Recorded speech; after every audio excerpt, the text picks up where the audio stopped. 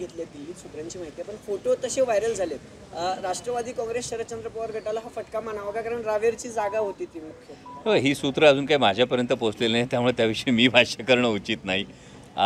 माननीय एकनाथजी खडसे हे दिग्गज नेते आहेत आणि या संदर्भामध्ये माननीय एकनाथजी खडसेंच्या विषयी कशा पद्धतीनं त्यांना वागणूक मिळाली हे त्यांनी सातत्यानं अगदी सार्वजनिक व्यासपीठावर सुद्धा सांगितलेलं आहे.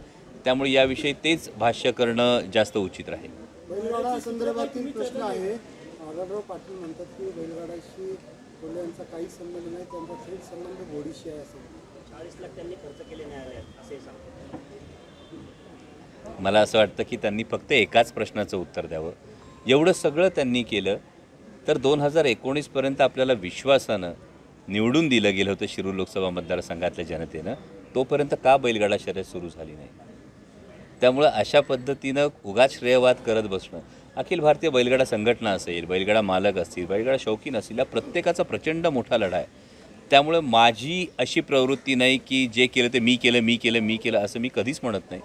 हे सगळ्यांचं यश आहे आणि हे श्रेय जर कोणी ओढत असेल तर त्यांनी फक्त याचं उत्तर द्यावं. जर एवढंच तुम्ही सगळं केलं असेल तर 2019 पर्यंत का नाही सुरू करता आली बैलगाडा शर्यत, का 7 वर्ष बैलगाडा शर्यतीवर बंदी होती, याचंही उत्तर द्यावं.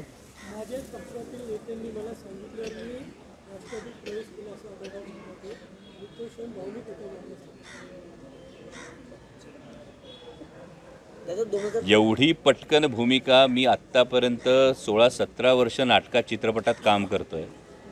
इतक्या पटकन डायलॉग बदलणं आणि इतक्या पटकन भूमिका बदलणं, मी कलाकार म्हणून सलामच करेन अशा भूमिकेत.